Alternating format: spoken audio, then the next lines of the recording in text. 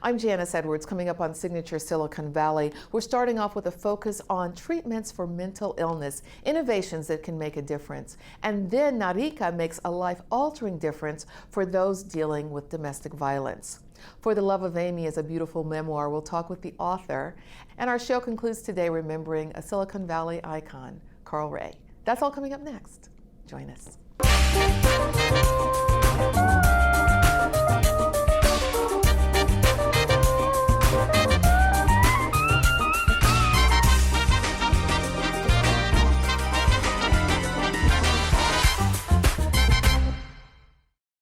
Welcome to Signature Silicon Valley. I'm Janice Edwards, and thank you so much for joining us. We're starting off today talking about mental illness. Dr. Sonia Parikh and Dr. Vidushi Savant have created Savant Care, an innovative model for really approaching some of the concerns dealing with mental illness. As we're looking into the holiday season and with stories that have been in the news in the last few months about suicide and domestic violence, it seemed like a really important time to take an opportunity to look at what can be done to help people with coping with a lot of needs. So welcome to you both. Thank you for being here. We're happy to be here.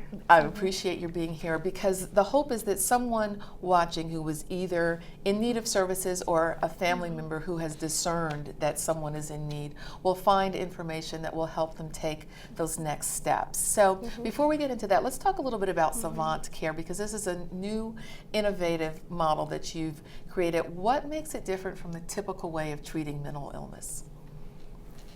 So Dr. Savant and I, while we were training at Stanford, we noticed that psychiatric care of today doesn't look much different from the care of 20 years ago. You know, being in the heart of Silicon Valley, we have decided to kind of start a model practice that uses new age technologies and kind of integrates all of the evidence-based technologies that can treat mental illness into one practice. Okay, so what does that mean specifically in terms of the technologies, Doctor?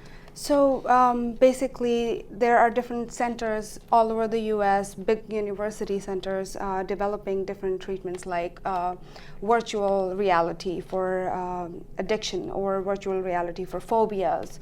Then there's a newer treatment, transcranial magnetic stimulation, which is not as new anymore, but it's relatively so new. Transcranial as opposed to the frontal lobe, which is what people think about as opposed to the old model in terms of shock therapy. So yes. is this is stimulation, or is it basically shock therapy for another part of the brain? So basically, it stimulates a part of the brain that's relevant. As a part of electroconvulsive therapy,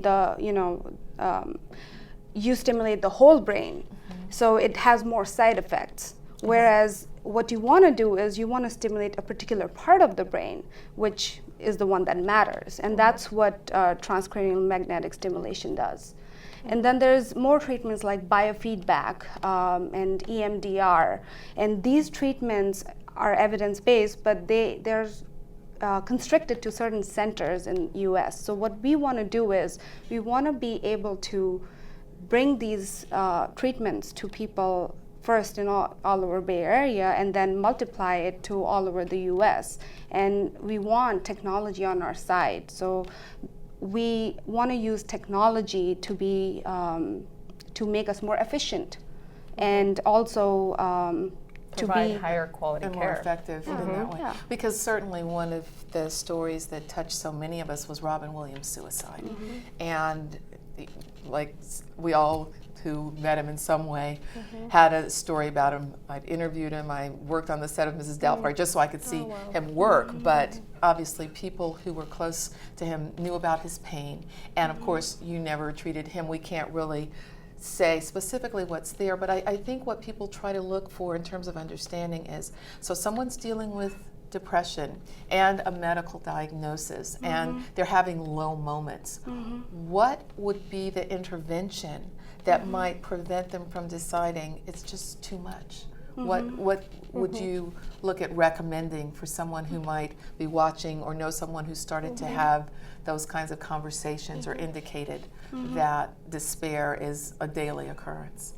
Well, I think first of all, understanding the warning signs of impending suicide, and some of which include a family. If you're a family member of someone who's suffering, noticing that they're losing interest in things that they used to care about.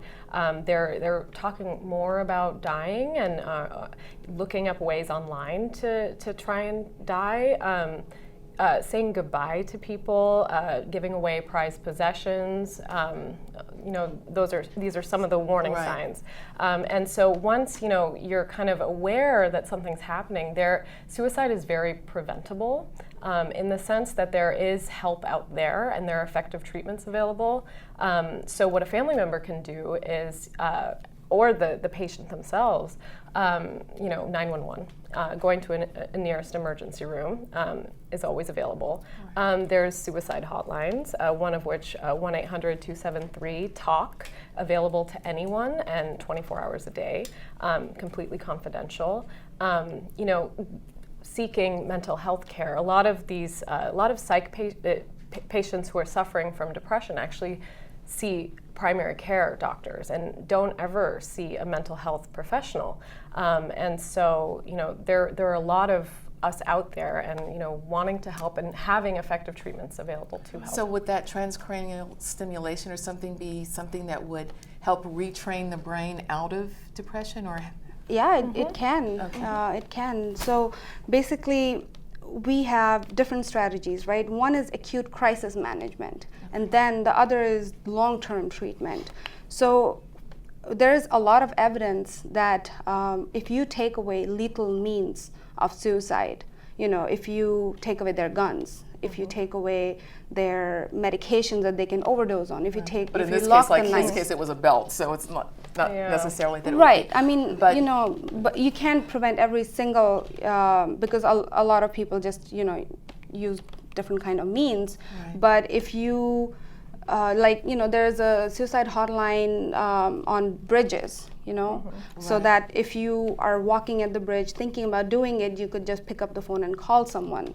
hopefully, if that person can think of it differently. I think Yeah. one of the things that comes out here, and especially during this season where many people reflect on the holidays and missing others, is that maybe sometimes you take those steps where you don't leave someone alone, even though they say, I just want to be left alone, that Yeah. you really take it more seriously than you would have before. Because I think that many times people don't want to think mental illness. They'll look at certain behaviors, whether it's suicidal conversation, and if we're talking about domestic violence, which we want to talk about before this segment concludes as well, is people are not addressing the whys in that way.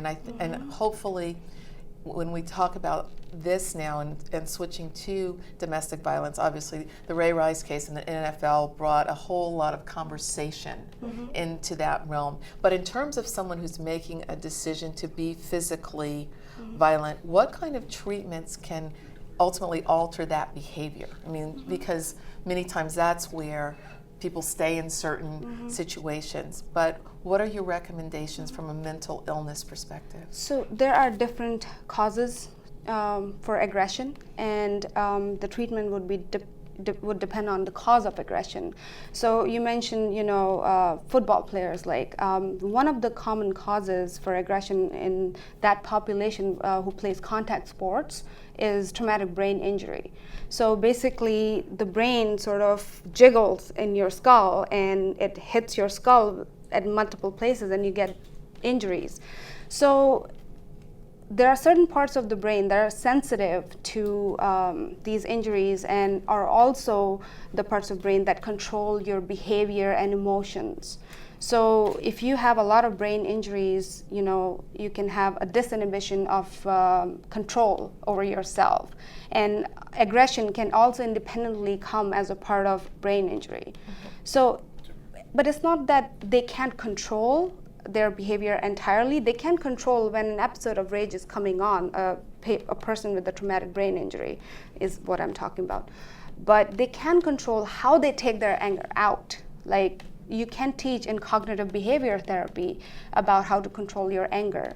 And the biofeedback would help someone become aware of that. And we should say, I mentioned Ray Rice, well, we know nothing specifically about that situation. We're just mentioning it because it was one in the news. So that's one where biofeedback and a combination, sometimes even EMDR to deal with past trauma is something that might be effective. And of course, And medications. Medication. And that's the reluctance too. Many people are concerned that the medication will take away their personality. But how do you persuade people that medication can often be the saving grace as opposed to the failing one? That is, our duty every day in practice, because obviously a lot of our medications are stigmatized. But a lot of our medications are very symptom-oriented. We target symptoms, and in this particular case, aggression is the symptom. And there are a lot of proven medications that have studies behind them that are very helpful in these cases. So in this case, if someone is seeing a primary care doctor, they would get a referral, and then they would come and hopefully with the technology as well as some of the tradition, we'd see improved results. Yeah. Well, thank you very much for joining us. Thank you. And continued success. All right. Work. If you'd like to know more about Savant Care, the details are on our screen. Vandana Kumar is the publisher of India Currents, and she is also the board chair of Narika, which is an organization that helps South Asian women who are dealing with domestic violence. Welcome, thank you for joining us. Thank you for having me. In our previous segment, we mentioned domestic violence from the mental illness perspective, but now we're talking about when someone is trying to get out of a situation, some of the dangers that especially women face and are concerned about when they're also concerned about their immigration status. So can you explain what services Narika provides? See, we provide a variety of services. One is we have a helpline where women can call in, and we provide culturally specific, linguistically specific help to immigrant women, especially the ones who are coming from South Asia. Why do these women not go to the regular shelters? Because the challenges of an immigrant woman are a little bit different, because the regular shelters just don't understand. Don't understand what? That why are you putting up with your in-laws' abuse? Why are you putting up with, what is dowry? Oh, I see. But these are very specific issues that the South Asian community deals with. And so all of those might impact a woman's decision to try to leave or get help or speak up about experiencing abuse. Absolutely, because there is an aspect that women feel a sense of shame that when they are experiencing abuse, they don't want to show to the outside community that I'm in an abusive situation, because it's a sense of failure in a sense. And that's universal, but culturally the pressure to stay married within the South Asian community especially is very heavy. It's very heavy. So we have the helpline where we offer help to women. We also have a rather unique program that we call SEED, which is a Survivor Economic Empowerment and Development. And it's a 12-week course where we teach basic life skills. It's sort of surprising, right? Why basic life skills? No, I think I understand that very well, because people grow up and you have certain workarounds, and then you discover that. But what in a 12-week course do you learn? We divide it into 4 segments. One is ESL, English as a Second Language, financial literacy, because a lot of immigrants, and that's not limited to women from South Asia, but immigrants from all over the world that come to the United States, they don't know how to navigate the financial system. How do you open a bank account? How do you create a budget? How do you do basic stuff that you need to do to live by yourself, to be and especially if someone else has been handling all of those decisions, exactly, and someone's making the choice to leave and maybe take children, and all of a sudden responsibilities are going to shift entirely. Absolutely, and they need to be prepared. And we also teach computer literacy, because a lot of women are also not aware of how to even navigate the web, how to find resources. And we also teach them some job readiness, career skills. We help them create a resume, we help them do some job interview training. So at the end of it, when they leave the 12-week program, they are sort of ready to be able to handle things on their own. More importantly, they also know that their resources are available. Now, is this a program that they would do once they've left the situation, or might they avail themselves of the program even surreptitiously while still dealing with It's a domestic both. violence situation? It's both. And we like to think of it as sort of a prevention component of our work. Because if women are empowered to stand on their feet, to know their rights, to be able to navigate this new country by themselves, then perhaps they won't stand for abuse. And there has to be care taken in that too, because sometimes the most dangerous time is once a woman decides she's not going to stand for abuse. And you Yes. help with programs. We do. We help them get legal help. We help provide translations because a lot of times women are linguistically challenged because they don't understand how to navigate in English. So we help with that. We accompany them to the courts. We help get restraining orders depending on what it is that the woman needs, because every woman's needs are different. Yes. And we know that it takes a lot of courage for any woman to actually contact an agency. And the first thing that they realize is help is available. Yes. And I think that itself is a huge help.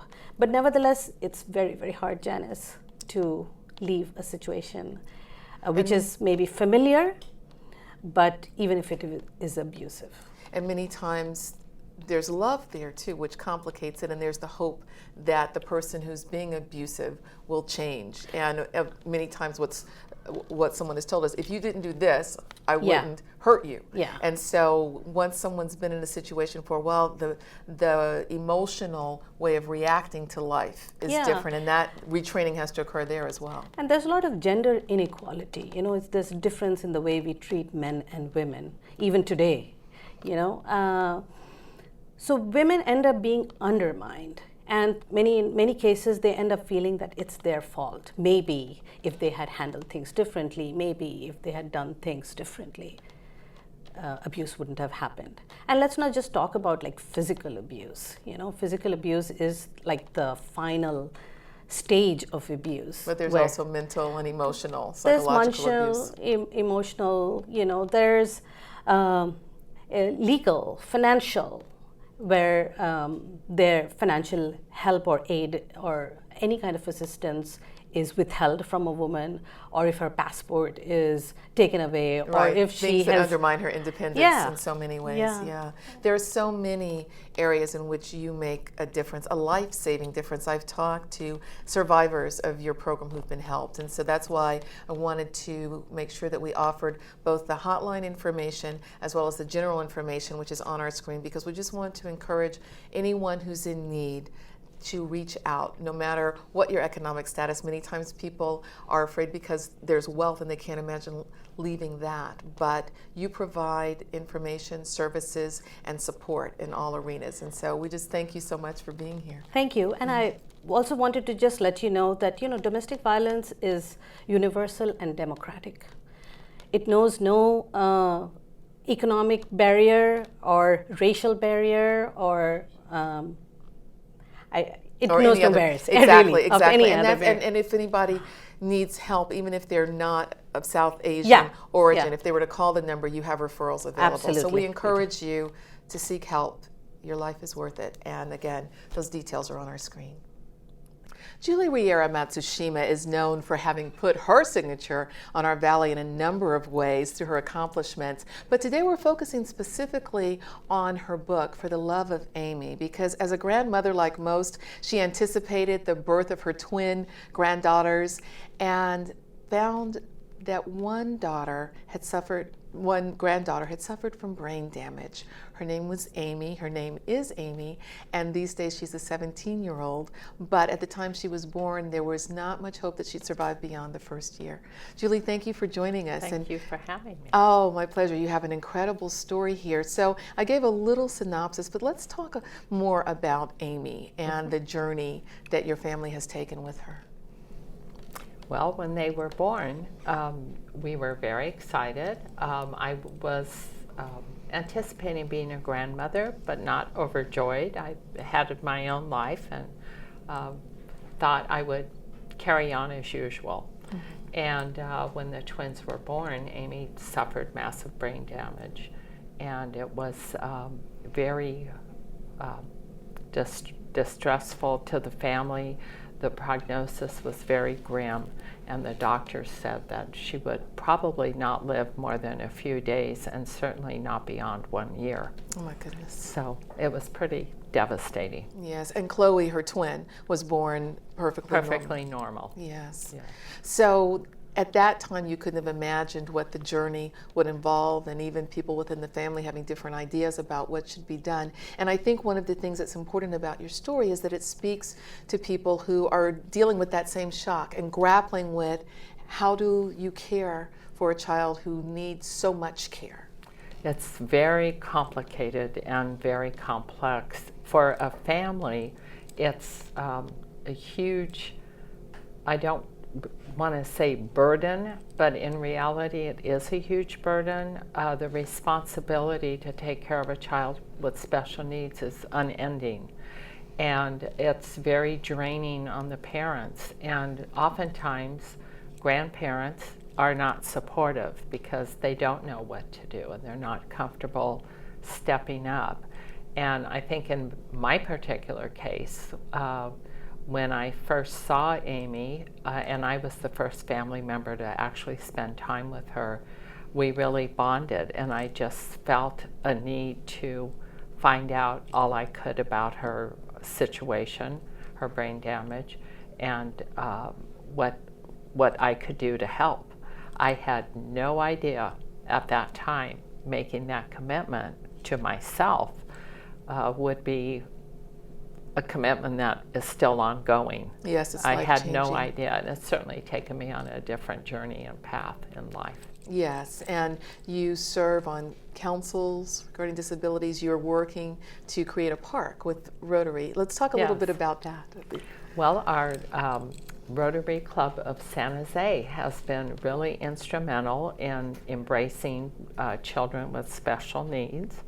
I was very adamant during my year as president of that club to raise awareness about the needs of these families. And our club had to select a centennial project, celebrating 2014 as our centennial year. And it was someone in the club, offered the park as an idea, and it was accepted. And the club decided to raise the funds to build this equal play, all-inclusive park here in San Jose and gift it to the city of San Jose. And it will be incredible. You share a story of Amy and Chloe going to the park and Chloe being able to play, whereas Amy's in her wheelchair and can't participate. So now this will be a park where other children in wheelchairs will be able to play. Yes, and not just children in wheelchairs.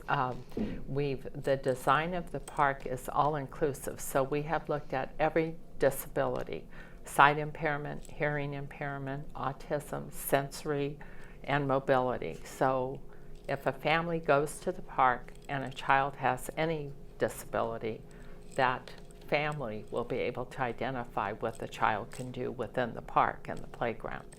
So it won't scream disability or handicap. It'll be a park for all children to play together, and that's really the mission of the park, Yes. is to have it be all-inclusive.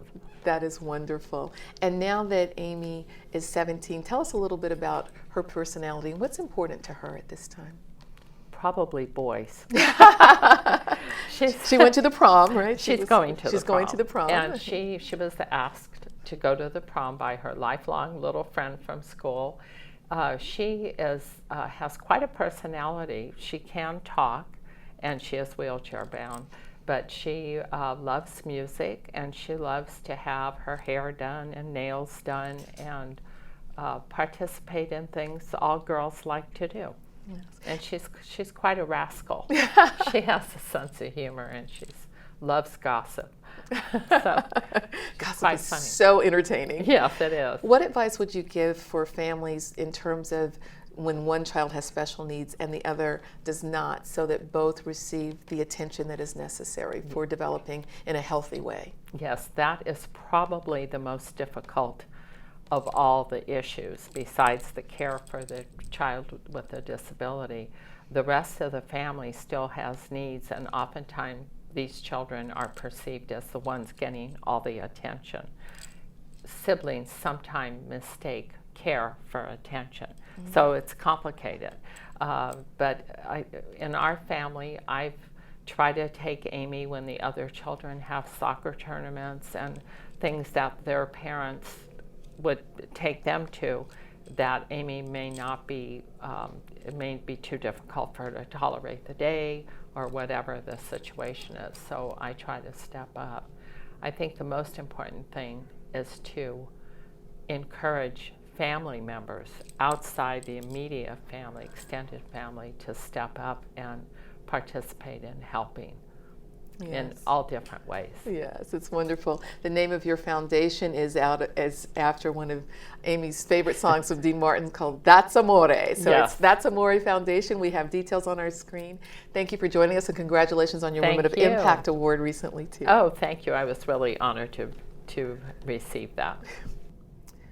We are blessed to meet so many people who leave an indelible impression not only on the Valley, but in our hearts. Carl Ray, who was a frequent guest at Signature Silicon Valley, was one of those people.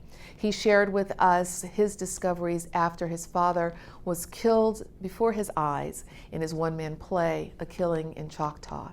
And then he visited us again when he penned the book, Cured, The Power of Forgiveness.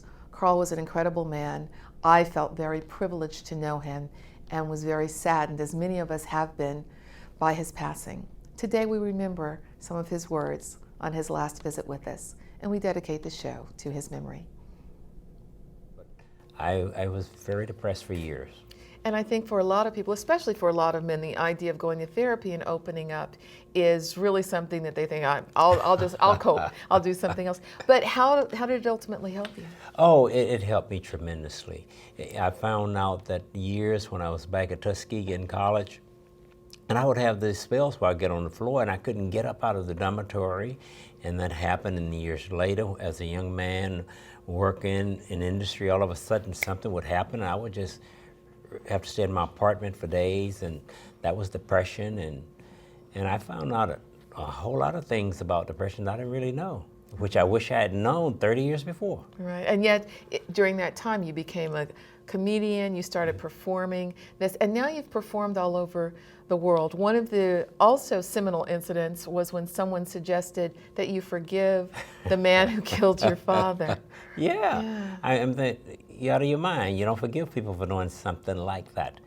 But through him making me so angry, and he finally said, I will leave you alone. I will never bother you again if you will let me hear you say the words. I had no intention of forgiving the guy, but when I said the words, it was just like a different planet, the most spiritual, freeing moment I've ever had in my life, and that turned my life around. So how was your life different after that moment? I didn't have the anger, I didn't have this thing I was dragging, I didn't have the hatred that I'd carried for this man all those years. It was like, he wasn't important. He could walk in there, sit down, I could have a cup of coffee with him, and it was just free.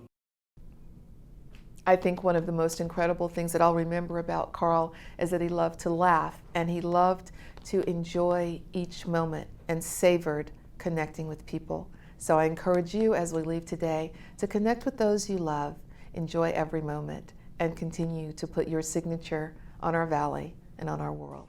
I'm Janice Edwards. Thank you for joining us.